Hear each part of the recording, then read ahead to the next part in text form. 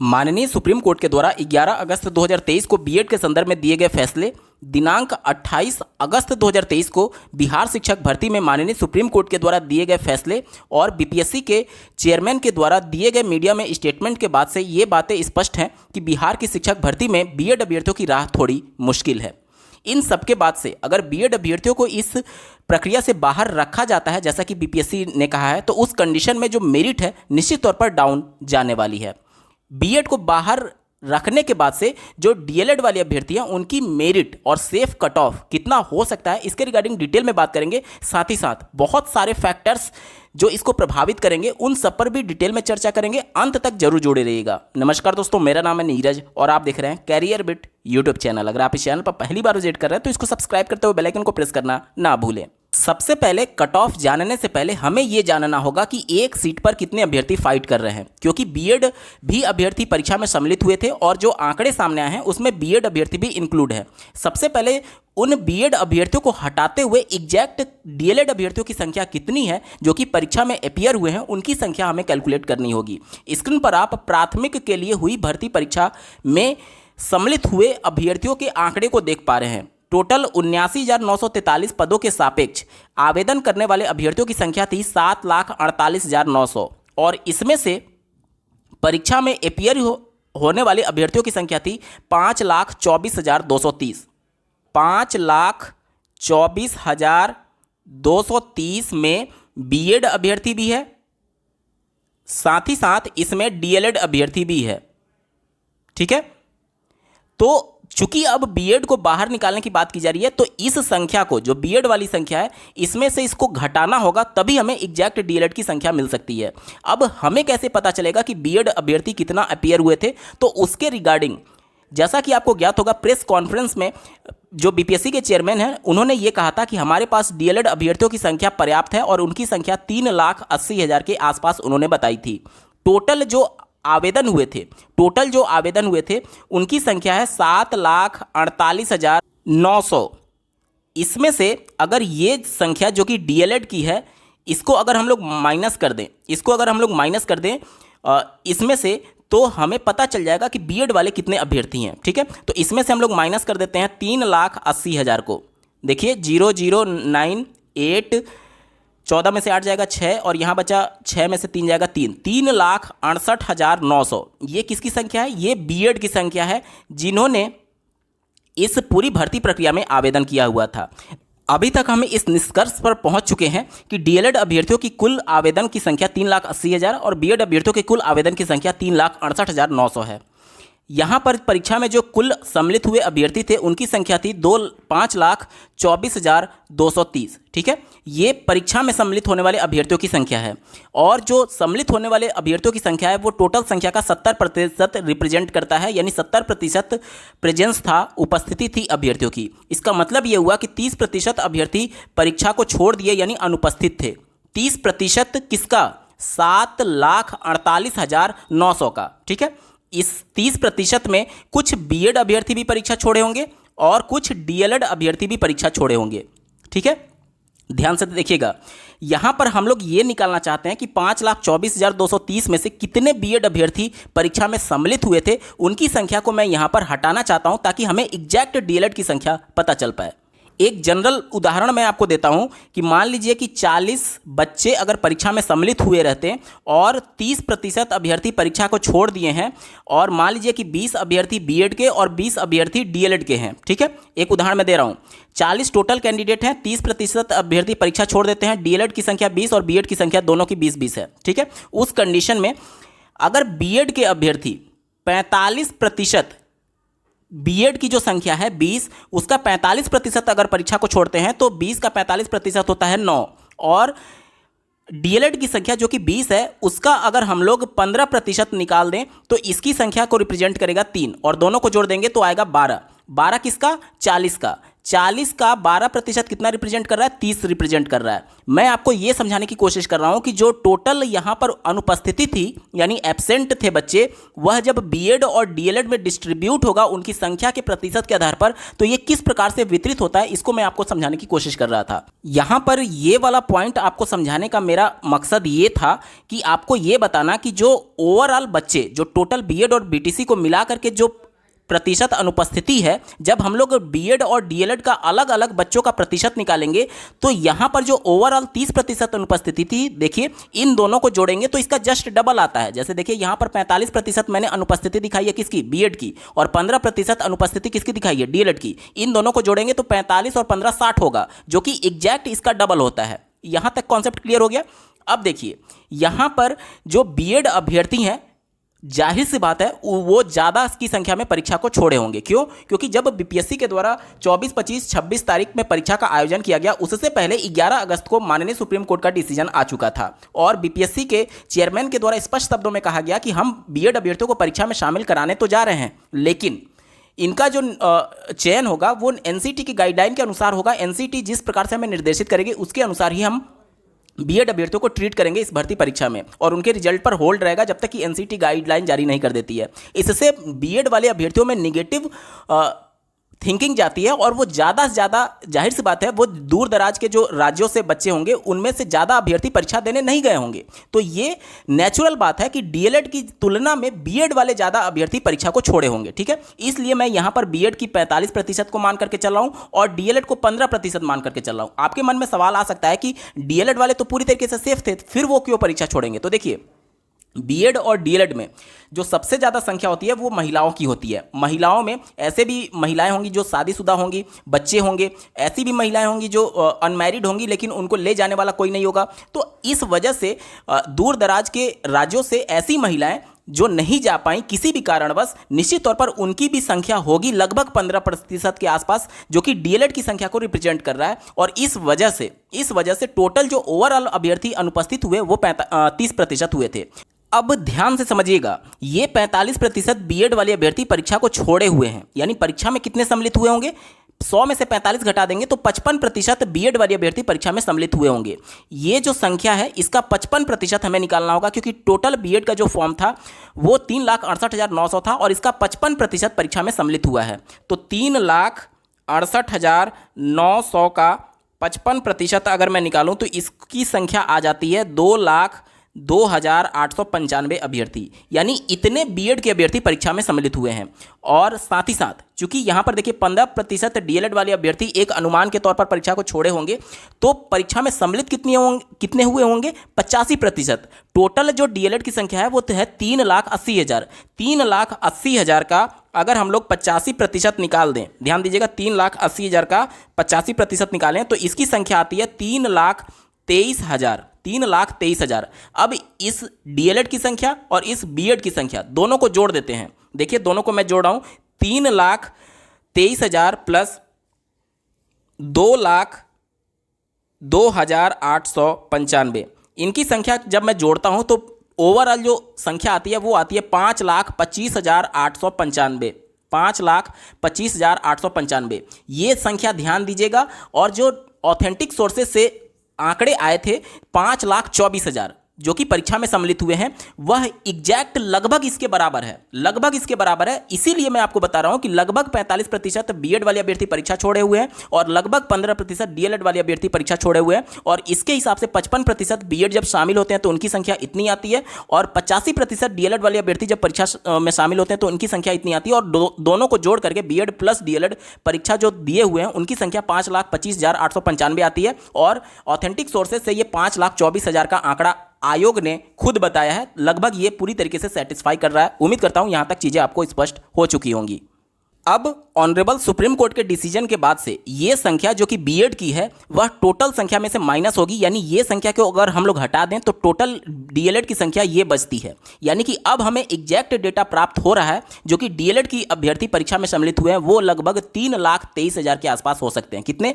3,23,000। 3,23,000 में से अभी और डीएलएड की कुछ संख्या कम होगी, जैसे कि एक राज्य के द्वारा बीपीएससी आयोग को एक ज्ञापन दिया गया था कि चूंकि उनके जो डीएलएड की परीक्षा है वो 31 दिसंबर 2023 तक समाप्त नहीं हो पाएगी, और आयोग ने बोला था कि 31 दिसंबर तक जिनकी परीक्षा हो गई रहेगी वहीं केवल एलिजिबल होंगे।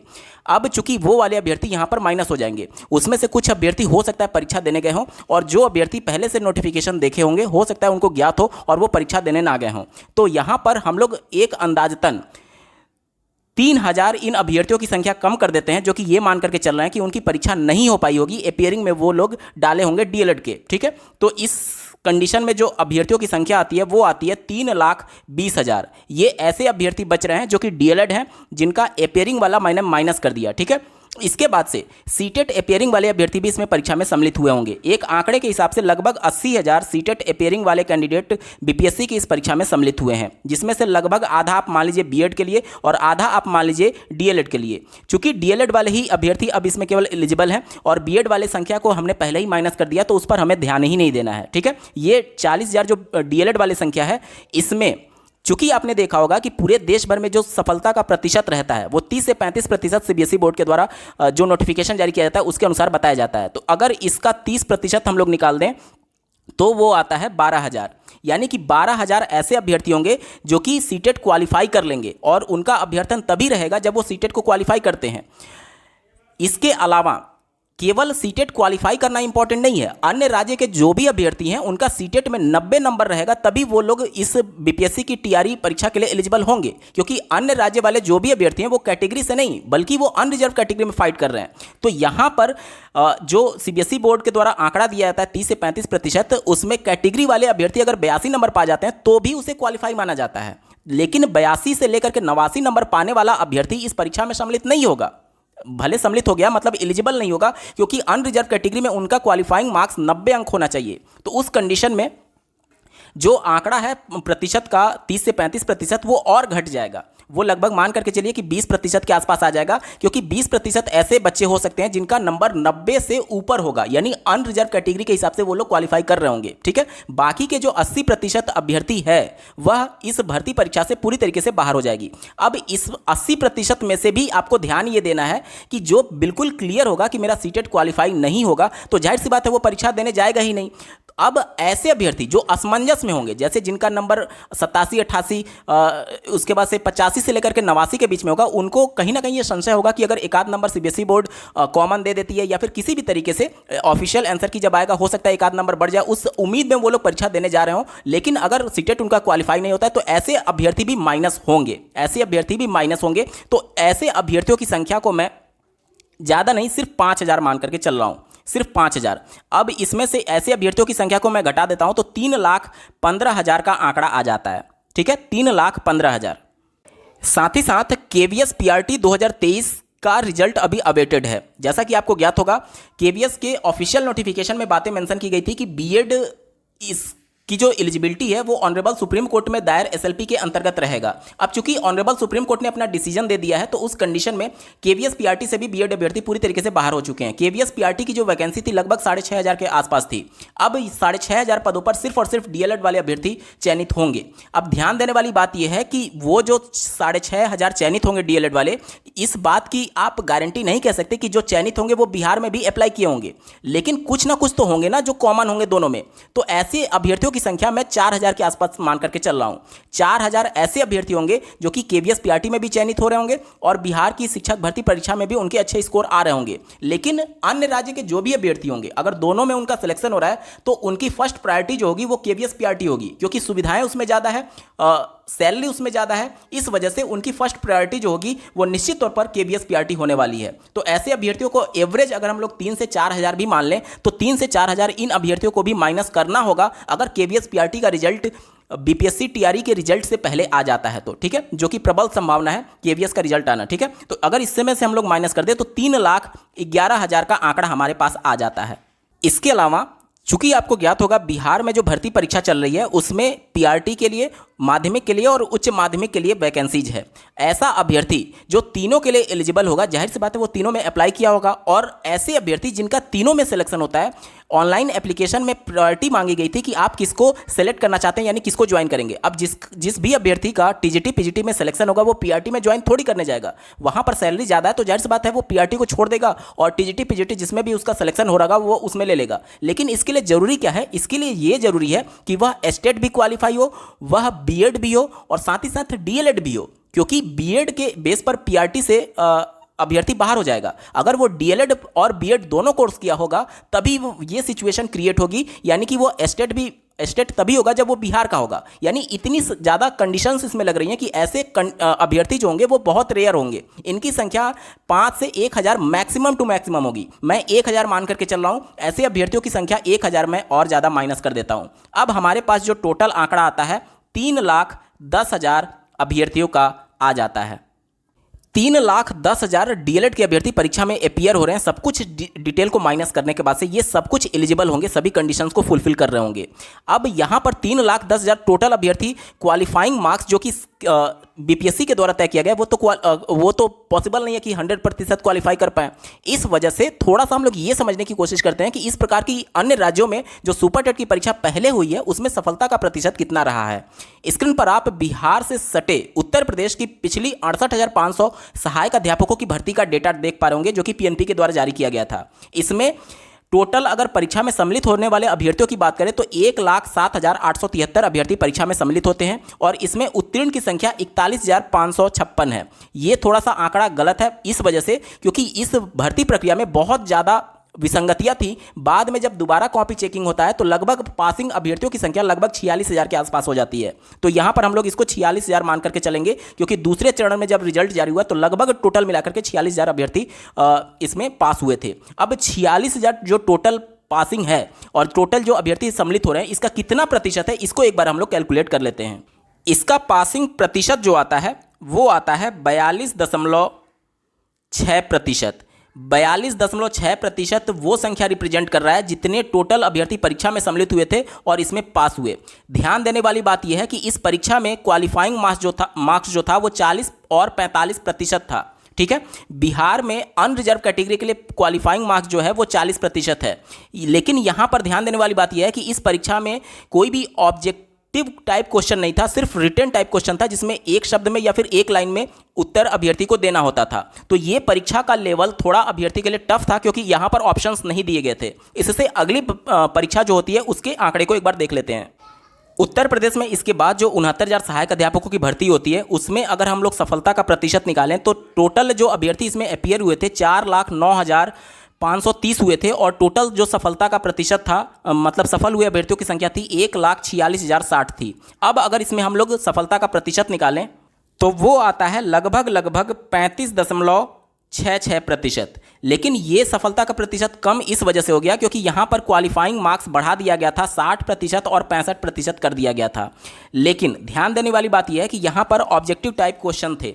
तो अगर दोनों सुपर टेट को अगर हम लोग ध्यान में रखें तो बिहार की जो परीक्षा हुई है बीपीएससी के द्वारा उसका जो लेवल था वह उत्तर प्रदेश के जो दोनों पेपर हुए हैं उसके लेवल से थोड़ा सा अप माना जाएगा, क्योंकि इसका रीजन है कि वहां पर 5 विकल्प दिए गए थे। अगर आप बिहार की परीक्षा में तुक्का मारते हैं तो वहां पर सही उत्तर होने की जो प्रोबेबिलिटी है वो सिर्फ 20% है, और अगर यूपी में तुक्का मारते हैं तो यहां पर चूंकि 4 विकल्प दिए जाते हैं तो यहां पर 25% है। तो यहां पर तुक्का मारने पर उत्तर सही होने की प्रोबेबिलिटी ज़्यादा है यूपी में और बिहार में कम है। इस वजह से वहाँ के लेवल को थोड़ा सा अप माना जाएगा और जो क्वेश्चंस का वहाँ पर पैटर्न था वो भी थोड़ा सा अप लेवल माना जाएगा यूपी के सुपर टेट की परीक्षा से। तो चूंकि बिहार की सुपर टेट का लेवल थोड़ा अप था तो हम लोग ये मान करके चलते हैं कि लगभग 30 से 35% वहाँ की क्वालिफाइंग मार्क्स के अकॉर्डिंग अभ्यर्थी सफल हो सकते हैं। मैं यहाँ पर 35% मान करके चल रहा हूँ। कितना? 35%। ठीक है, तो टोटल हमारे पास जो अभ्यर्थी थे 3,10,000 टोटल अभ्यर्थी थे। इसका अगर हम लोग 35% निकाल देते हैं तो ये आंकड़ा आ जाता है 1,08,500 का। यानी ये ऐसे संख्या है जो कि डीएलएड है, सब कुछ एलिजिबिलिटी रखते हैं और बिहार के बीपीएससी के द्वारा डिसाइड किए गए क्वालिफाइंग मार्क्स के आधार पर भी सब कुछ अपनी फुलफिल कर रहे हैं एलिजिबिलिटी को, यानी कि ये अभ्यर्थी क्वालिफाइंग मार्क्स पर सफल हो सकते हैं। अब हमारे पास जो टोटल सीट है वो कितनी है? 80,000। ध्यान दीजिएगा, टोटल सीट जो है 80,000, टोटल सीट है 80,000 और क्वालिफाई करने वाले अभ्यर्थियों की संख्या है 1,08,500 के करीब। ठीक है, यानी ये तो तय है कि हमारे पास टोटल सीटों को भरने की कैपेसिटी है। ठीक है, अब जो विभिन्न कोचिंग संस्थानों के द्वारा जो सर्वे किया गया उसका आंकड़ा कुछ इस प्रकार से है। कई सर्वेज को मैंने देखा है, उसके आधार पर मैं आपको बता रहा हूँ। 40% ऐसे अभ्यर्थी हैं जो कि 40 से 45 नंबर के बीच में पाए हुए हैं।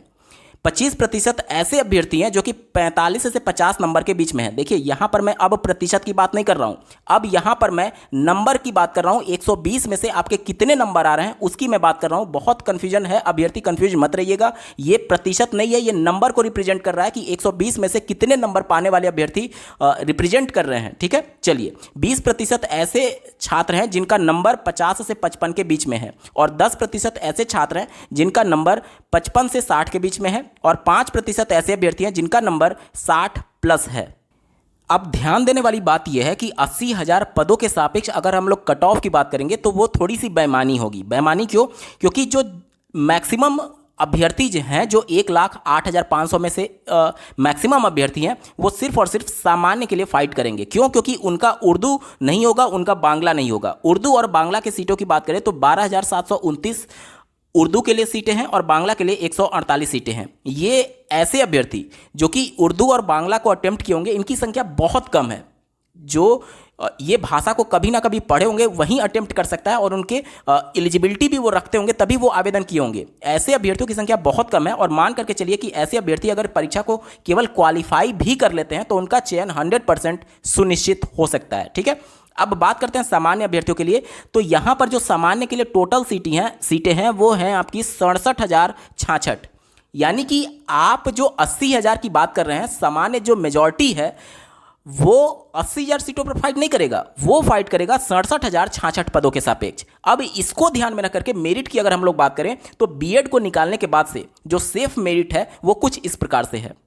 अनरिजर्व कैटेगरी की बात करें तो देखिए मेल और फीमेल का दोनों अलग अलग मेरिट बनेगा। चूंकि फीमेल के लिए 50% सीटें रिजर्व हैं, तो और फीमेल का पेपर भी अलग था और मेल का पेपर भी अलग था। पेपर में थोड़ा सा लेवल का डिफरेंस था, लेकिन यहां पर नॉर्मलाइजेशन नहीं होगा। क्यों? क्योंकि नॉर्मलाइजेशन वहां अप्लाई किया जाता है जब फीमेल का मेल से कंपटीशन होता। यहां पर फीमेल का मेल से कंपटीशन है ही नहीं, उनकी सीटें रिजर्व हैं। इस वजह से फीमेल का मेरिट अलग बनेगा, मेल का मेरिट अलग बनेगा, और इस वजह से नॉर्मलाइजेशन करने की आवश्यकता नहीं है। ठीक है, क्योंकि फीमेल का फीमेल से ही फाइट है और मेल का मेल से ही फाइट है। अब अनरिजर्व की जो कट ऑफ जाएगा मेल के लिए वो लगभग 55 से 60 के बीच में जा सकता है। वहीं फीमेल के लिए अनरिजर्व की बात करें तो 50 से 55 के बीच हो सकता है। ओबीसी की बात करें तो 50 से 55 के बीच में मेल के लिए जा सकता है, फीमेल के लिए 45 से 50 के बीच में जा सकता है। ईबीसी की बात करें, मेल के लिए 48 से 50 हो सकता है, और फीमेल के लिए बात करें 43 से 45 के बीच में हो सकता है। एससी कैटेगरी की बात करें तो मेल के लिए 45 से 48 के बीच में हो सकता है, फीमेल की बात करें तो 40 से 45 के बीच में हो सकता है। एसटी की बात करें तो 40 से 45 के बीच में हो सकता है, और फीमेल के लिए 38 से 40 के बीच में हो सकता है। यहां पर मैं बता दूं कि ये मैं मार्क्स की बात कर रहा हूं, नंबर की बात कर रहा हूं। 120 में से इतने नंबर अगर आपके बन रहे हैं तो आप सेफ जोन में हो सकते हैं। ये मैं प्रतिशत नहीं बता रहा हूं, सिर्फ नंबर की बात कर रहा हूं। 120 में से अगर आपके इतने नंबर आ रहे हैं तो आप सेफ हो सकते हैं। ईडब्ल्यूएस की बात करें तो मेल के लिए 48 से 50 और फीमेल के लिए 43 से 45 हो सकता है। इसी के साथ फिजिकली हैंडीकैप्ड की बात करें तो मेल में अगर वो केवल और केवल क्वालिफाई भी कर जाते हैं उनका जॉब रखा हुआ है, और फीमेल में भी केवल क्वालिफाई कर लीजिए आपकी जॉब 100% तय है। एक्स सर्विसमैन की बात करें तो उनको क्वालिफाई ही करने की केवल आवश्यकता है, क्योंकि इनमें जो कैंडिडेट होते हैं उनकी संख्या कम होती है और इनकी सीटें कई बार क्या होती हैं, बच जाती हैं। लेकिन अगर केवल आप क्वालिफाई भी कर लेते हैं तो आपका फाइट बहुत कम है, आपका चयन 100% सुनिश्चित है। इसके अलावा जो स्वतंत्रता सेनानी आश्रित हैं, स्वतंत्रता सेनानी यानी फ्रीडम फाइटर डिपेंडेंट है, उनका केवल क्वालिफाई भी हो जाता है तो भी वो परीक्षा क्वालिफाई केवल कर लेते हैं, नंबर केवल वो उतना पा लेते हैं तो भी उनका चयन सुनिश्चित होगा 100%। तो ये मैंने पूरी कोशिश की है अपनी तरफ से एग्जैक्ट आंकड़े तक पहुंचने के लिए। आपको क्या लगता है कि जो भी आंकड़े मैंने बताए उसमें क्या कुछ कमी है, आप कमेंट के माध्यम से बता सकते हैं। और अगर आपको ये आंकड़े ठीक लग रहे हैं, और यथार्थ के बिल्कुल समीप के आसपास की लग रहे हैं तो आप इस वीडियो को लाइक करते हुए अपने दोस्तों में ज़्यादा से ज़्यादा शेयर जरूर करिएगा। इस वीडियो को देखने के लिए आपका बहुत बहुत धन्यवाद। भगवान करे आपका दिन शुभ हो।